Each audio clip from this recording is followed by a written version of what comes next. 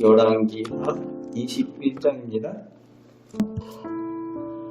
하나님께서 인정하시고 은혜 베푸셨던 히스기야 왕이 죽고 그의 아들 므낫세가 유다의 왕이 되었습니다. 그런데 놀라운 것은 히스기야 같이 하나님께 복받고 인정받았던 선한 왕에게서 완전히 반대되는 최악의 왕이 오늘 본문에 나오고 있습니다. 2절부터 7절까지 이 므낫세 왕이 어떤 일을 행하였는지 구체적으로 나오고 있는데 3절 말씀에 아버지 히스기야 때 헐어버린 산당을 다시 세우는 것으로부터 시작을 합니다. 아버지 히스기야하고 사이가 안 좋았던 것 같아요.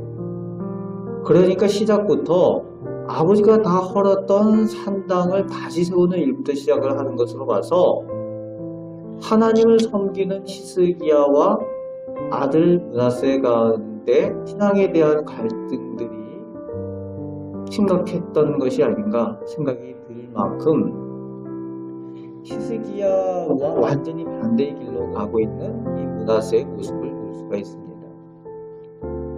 그것으로부터 시작을 해서 바알과 아세라, 하늘의 해와 달, 별의 신들을 섬기는 그런 일들을 했다고 오늘 기록하고 있습니다. 그리고 6절 말씀에 보면은 자기 아들을 불 가운데를 지나게 하였다. 몰렉이라는 신을 섬기는 그런 행위도 했다는 거죠. 여기다 이야기를 하지 않지만은 말 그대로 각종 우상들을 다 가져다가 섬겼다라는 표현인 거죠.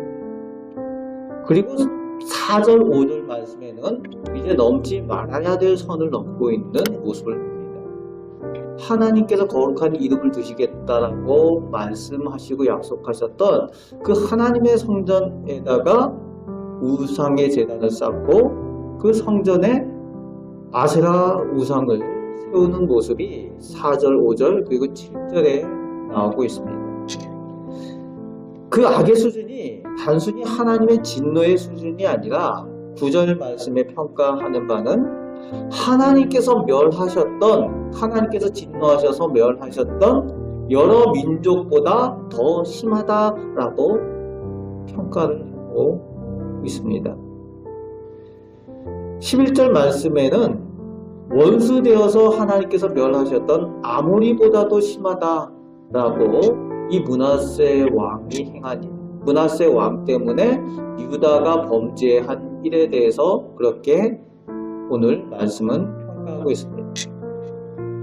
오늘 본문 가운데 보게 되는 것은 히스기야 왕이 그렇게 하나님께 인정받고 하나님 앞에 선한 왕이었는데 이렇게 그 아들 므낫세가 완전히 악한 왕으로 하나님 앞에 진노를 당하는 정도가 아니라 이 왕 때문에 유다를 하나님께서 버리시고 멸하시기로 결정할 만큼 하나님 앞에 평가되는 모습을 보면서 부모의 신앙, 가족의 신앙이 저절로 구원을 얻게 하는 그런 비결이 아니라고 오늘 보여주고 있습니다.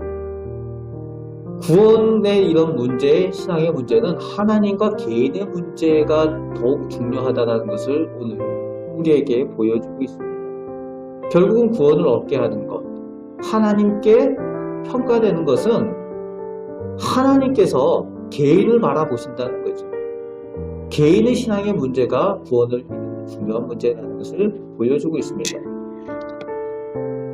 신앙생활 하면서 그런 얘기를 할 때가 있어요. 우리 아내가 열심히 가서 교회 가서 기도하고 있다고, 우리 부모님이 잘 믿었다고, 우리 아버지가 어느 교회 장로님이라고 이렇게 얘기하는 분들 가끔 볼 때가 있습니다. 그런데 본인은 정작 교회 안 나가고 예수를 안 믿어요. 천국하고는 상관없거든요. 오늘 므낫세의 모습을 보면서 하나님과 전혀 상관없는, 아니 하나님께 진노를 받는 이 모습을 보면서 개인의 신앙의 문제는 하나님과 관계에 중요하다라는 것을 보여주고 있습니다. 그런데 이제 16절 말씀부터 보면은 이 므낫세 왕의 문제는 하나님과의 관계의 문제뿐만이 아니라 이웃과의 문제도 되어지는 거죠. 무죄한 사람의 피를 수없이 흘렸다라고 16절 말씀에 기록을 하고 있습니다. 정말 악당이라는 거예요. 무죄한 사람들의 피를 흘려서 예루살렘과 유다에 완전히 그 피로 인해서 하나님 보시기에 가득했다라는 거죠. 그만큼 악한 모습으로 서 있는 이 므낫세의 모습을 볼 수가 있습니다. 그런데 문제는 왕이 이러니까 백성들도 똑같이 이 죄를 같이 짓는 거죠. 므낫세 왕 개인 문제뿐만이 아니라 이 왕 때문에 하나님께서 유다를 멸망시키기로 결정하셨다는 거예요. 하나님께서 결정하신 이 멸망의 결정이, 심판의 결정이 역시 하나님의 약속대로 이루어진다는 겁니다. 하나님의 말씀에 따라 순종하며 살아갈 때 하나님께서 복 주시기로 약속하셨지만 우리가 잊지 말아야 될 것은 하나님의 말씀대로 순종하지 않으며 살아가는 사람들에게는 하나님께서 징계하시기로 약속을 하셨어요. 그 심판에 대한 약속도 역시 이루어진다는 겁니다. 그래서 13절 말씀에 보면은 젠줄이라는 표현이 나오고 다림 보던 줄이라는 표현이 나옵니다. 이 젠줄과 다림줄이 어떤 겁니까?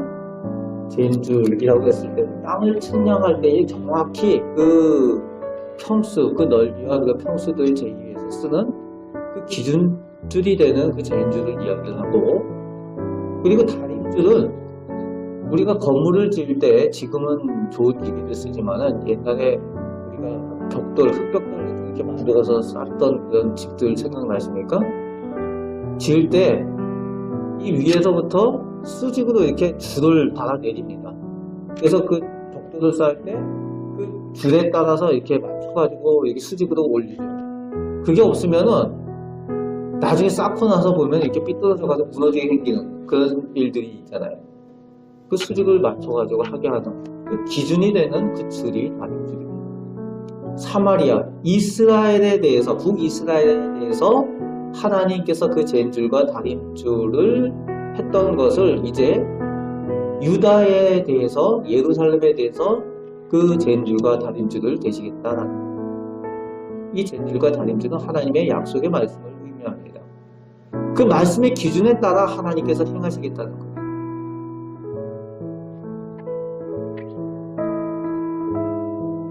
그 기준이 하나님의 약속입니다. 하나님의 언약의 약속대로 하나님께서 행하신다라고 하시는 거죠. 그래서 이제 유다와 예루살렘에 대해서 그대로 행하셔서 13절 후반에 보면은 사람이 그릇을 씻어 엎음같이 예루살렘을 그렇게 씻어버리겠다.